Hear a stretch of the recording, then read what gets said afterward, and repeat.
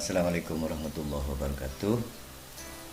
Baiklah anak-anakku, selamat berjumpa kembali dengan Pak Guru kalian, yaitu Bapak Suyono ya, wali kelas 4 ya, SDN 1 Kalianget.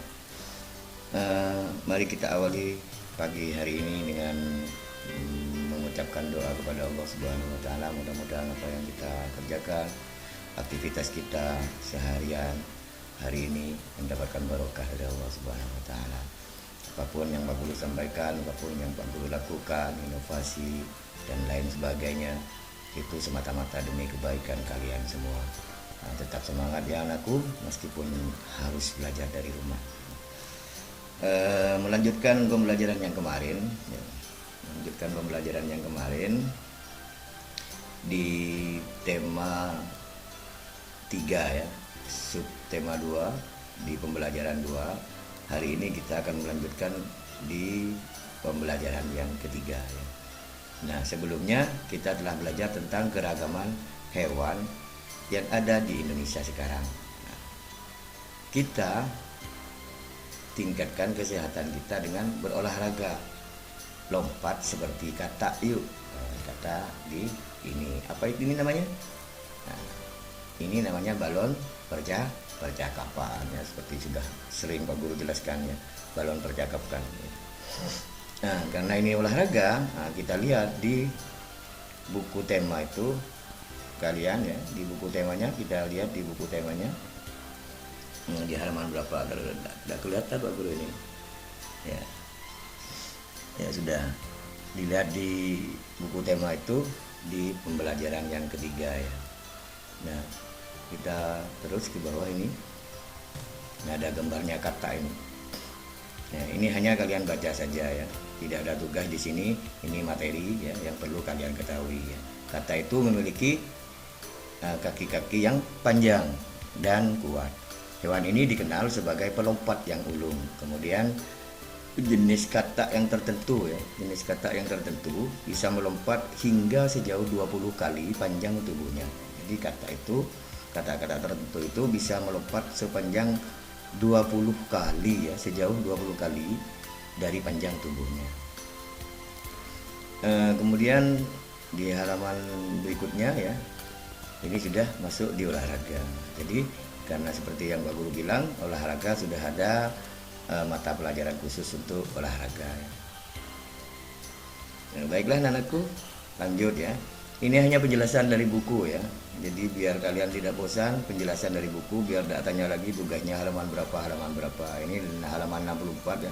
Berarti ini diloncati, kamu tidak perlu mengerjakan ini, kamu tidak perlu dibuka, sudah itu ya. Kemudian lanjut di berikutnya. Nah, ini ayo berdiskusi. Ayo berdiskusi, ini perlu kamu lakukan. Diskusinya ada usah dengan teman-teman ya. Kalau dekat, ada yang teman yang dekat dari rumah kalian, tidak apa-apa ya, berdiskusi sesama teman.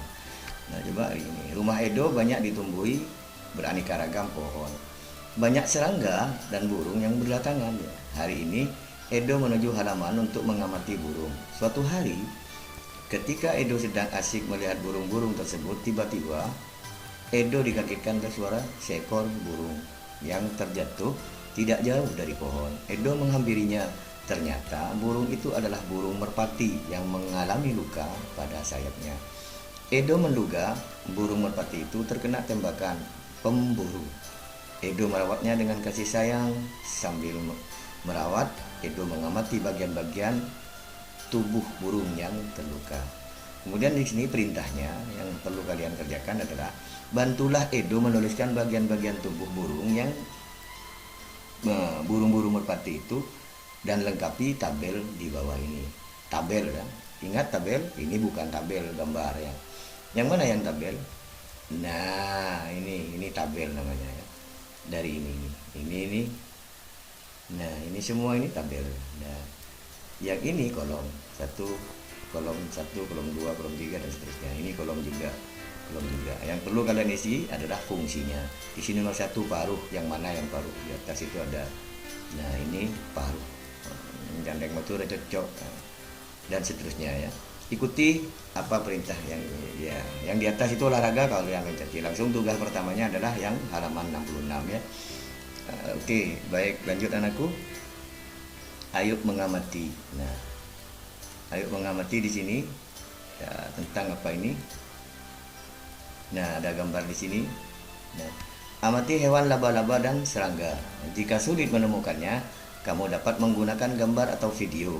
Temukan perbedaan antara laba-laba dan kumbang dengan melengkapi gambar dan tabel di bawah ini.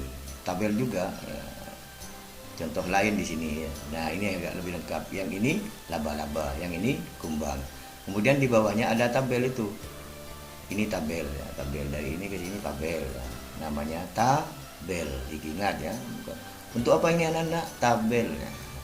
Yang perlu kalian isi adalah ini, bagian-bagian tubuhnya. Di kolom ini bagian-bagian tubuh. Di kolom ini nomor urut 1, 2, 3 sampai 4. Banyak kaki laba-laba berapa banyak kakinya, kan tinggal hitung kamu 1, 2, 3, 4, 5, 6, 7, 8. Kemudian yang serangga banyak kakinya berapa, 1, 2, 3 dan lain seterusnya ya. Ya bagus, mudah-mudahan kalian paham ya. Baiklah anak-anakku, kita lanjut ya di halaman berikutnya. Di halaman berikutnya ya, bagian ini sama dengan yang tadi. Nah, setelah itu tugas yang kedua, kalian melengkapi diagram ini. Ini diagram namanya ya, diagram pen. Nah, diagram pen yang kemarin-kemarin tidak pernah di buku itu, dari tema 1 sudah ada ini diagram pen ini. Ini lengkapi ya, lengkapi ini laba-laba ya, untuk menampilkan persamaan dan perbedaannya apa antara laba-laba dan kumbang. Di sini kolom laba-laba ini yang lingkaran ini. Nah, kemudian yang lingkaran ini kumbang yang kedua. Terus ini tidak mempunyai antena, yang ini mempunyai antena. Yang jelas di sebelah sini dan sebelah ini adalah perbedaan. Nah, yang tengah ini persamaannya, memerlukan makanan, memerlukan apa. Jadi yang di tengah ini persamaannya. Ini namanya diagram pen. Kalau yang di atas ini adalah tabel. Itu ya, anak-anakku. Kemudian lanjut di sini ya. Ini sudah habis ya. Ayo renungkan materi apa saja yang sudah kamu pahami dengan baik.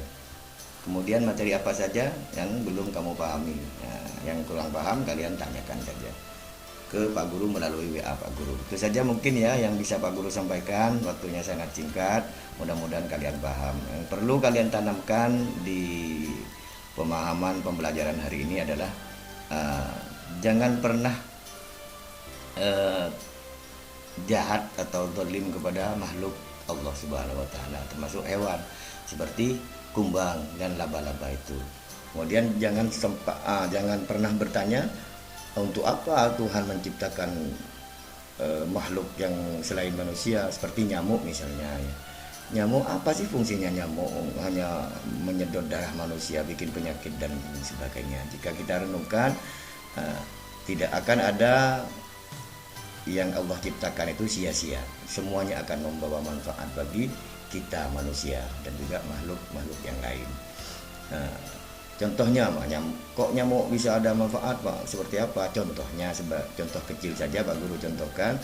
Dengan diciptakannya nyamuk, maka manusia akan berpikir bagaimana cara untuk menghindari dari gigitan nyamuk. Dengan seperti itu manusia mencari cara, berpikir keras dengan membuat pabrik atau perusahaan obat nyamuk.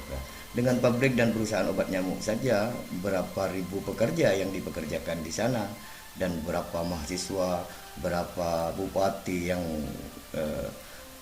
jadi pejabat gara-gara orang tuanya bekerja di pabrik nyamuk itu. Seandainya ada pabrik nyamuk, kan tidak akan mungkin ada bupati yang bapaknya bekerja di pabrik nyamuk itu. Jadi manfaatnya banyak ya. Itu hanya sebagian kecil contohnya. Jadi jangan pernah menyia-nyiakan atau meremehkan ciptaan Allah Subhanahu wa taala. Itu saja mungkin yang Pak Guru sampaikan. Mohon maaf apabila ada kekurangan dan kekeliruan. Satu lagi Pak Guru tekankan, selalu semangat ya belajar meskipun di rumah, dan jangan lupa taati dan patuhi kedua orang tua kalian. Itu adalah kunci sukses kalian. Tidak ada orang pandai itu yang tidak taat dan tidak patuh kepada orang tua. Ya, semuanya orang-orang yang sukses itu sebagian banyak, bahkan sebagian besar itu semuanya adalah orang-orang yang taat dan patuh kepada kedua orang tuanya. Jadi carilah ridallah wa ridal walidain, ridanya Allah itu adalah ridha kedua orang tua kalian. Jadi sekali lagi mohon maaf apabila ada kesalahan, dan semangat belajar ya anakku. Cukup hari ini dari Pak Guru. Pak Guru akhiri, wabillahi taufiq wal hidayah. Assalamualaikum warahmatullahi wabarakatuh.